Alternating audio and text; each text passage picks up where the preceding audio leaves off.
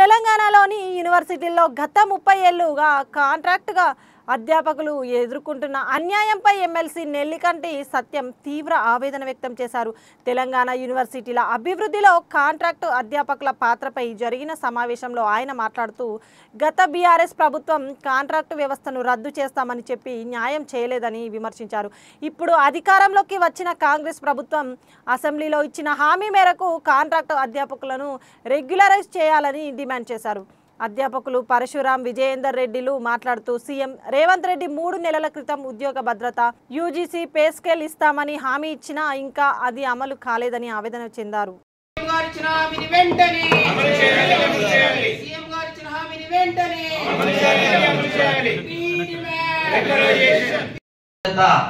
తర్వాత UGC pay scale, job security వచ్చేంత వరకు మన ఉద్యమం అనేది ఎట్టి పరిస్థితుల్లో ఆగబోదు. దీనికి ప్రతి ఒక్కరు సిద్ధంగా ఉండాలని చెప్పేసి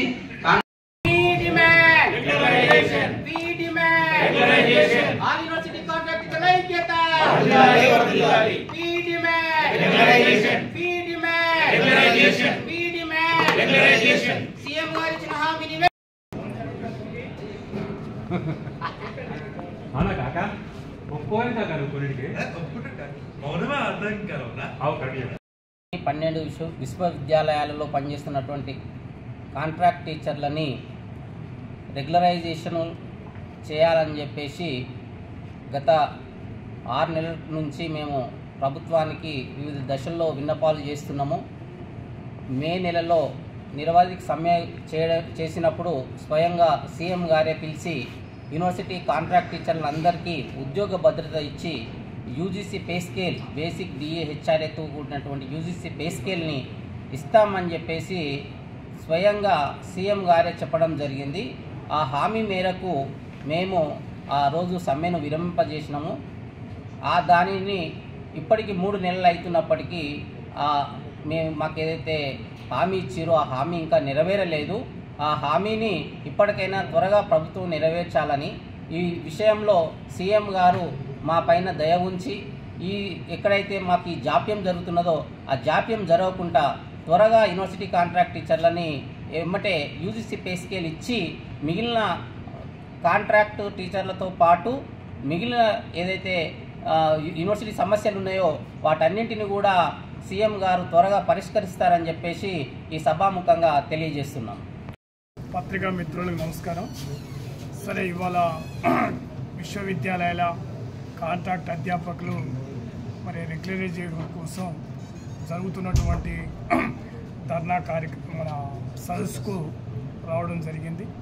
సరే, ముఖ్యంగా తెలంగాణ రాష్ట్రంలో అనేక సంవత్సరాలుగా ఈ కాంట్రాక్ట్ బేసిక్ మీద సంవత్సరాల తరబడి పనిచేస్తున్నటువంటి పరిస్థితి కనబడుతూ ఉంది.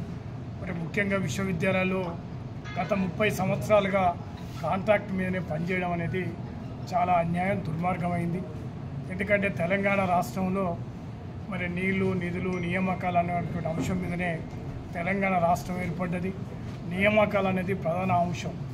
కానీ ఇవాళ పాలక పార్టీలు గత ప్రభుత్వం తెలంగాణ రాష్ట్రం పేరుతోని ఆవిర్భవించినటువంటి కేసీఆర్ ప్రభుత్వం కాంట్రాక్ట్ అనే పదాన్ని లేకుండా ఉద్యోగులందరికీ కూడా రెగ్యులైజ్ చేస్తామన్నటువంటి ప్రభుత్వం న్యాయం జరగలేదు. అనేక అంశాలు పక్కన పెట్టి అంశాలతోని వాళ్ళని కాంట్రాక్టు వాళ్ళందరినీ కూడా రెగ్యులైజ్ చేయకుండా ఆ ప్రభుత్వం వెళ్ళిపోవడం జరిగింది. సరే, ముఖ్యంగా ఆనాడు ప్రతిపక్షంలో ఉన్నటువంటి కాంగ్రెస్ పార్టీ పీసీసీ ప్రెసిడెంట్గా రేవంత్ రెడ్డి గారు ఆ రోజు ఇక్కడ కాంట్రాక్టు అధ్యాపకులకు కానీ ఈ రాష్ట్రంలో కాంట్రాక్టు పనిచేస్తూ అందరికీ కూడా రెగ్యులైజ్ చేస్తామని చెప్పి హామీ ఇవ్వడం జరిగింది. ఇవాళ ప్రభుత్వం అధికారంకి వచ్చి 18 నెలలు కావస్తుంది.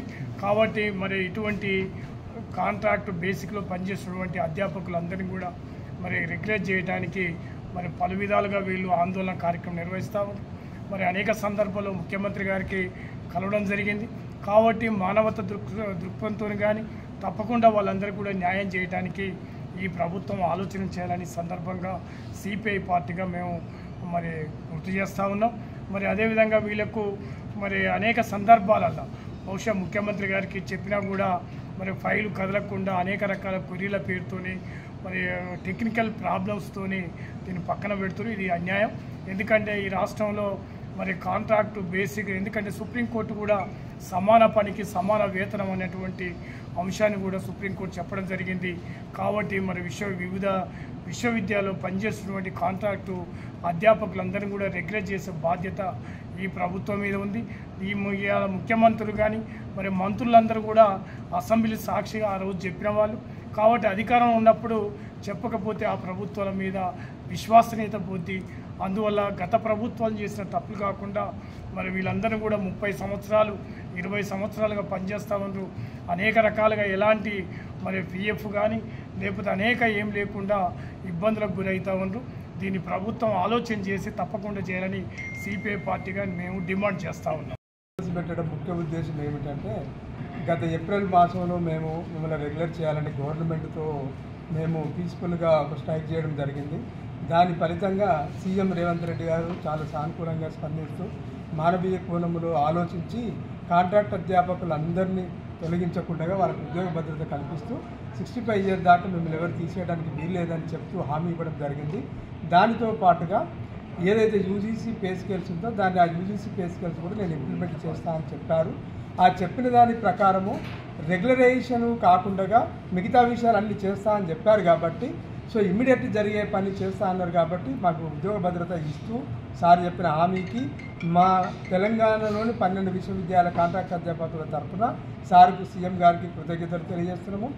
దానికి ఇచ్చిన హామీ ప్రకారమే కాకతీయ కానీ ఉస్మానియా కానీ మా కాంట్రాక్ట్ అధ్యాపకుల పక్కన పెట్టి మిగతా పోస్టులకు మాత్రమే రిక్రూట్మెంట్కు వీళ్ళు ఈసీలు తీసుకున్న విషయం మాకు మీ మీడియా ద్వారా కానీ విశ్వసనీయ వర్గాల ద్వారా తెలిసింది. ఇంకోటి ఏం జరిగినదంటే, సీఎం ఏదైతే హామీ ఇచ్చినారో ఆ సీఎం ఇచ్చినటువంటి హామీ ఏదైతే యూజీసీ పే స్కేల్స్ ఉందో దాది ప్రాసెస్ చేయడానికి సీఎం గారు చెప్పినా కూడా కొంతమంది అధికారులు అడ్డుపడుతున్నారనే ఆలస్యం చేస్తున్నారు. అడ్డుపడడానికి ఎవరు లేరు. సీఎం చెప్పిన తర్వాత ఏది ఆగదు.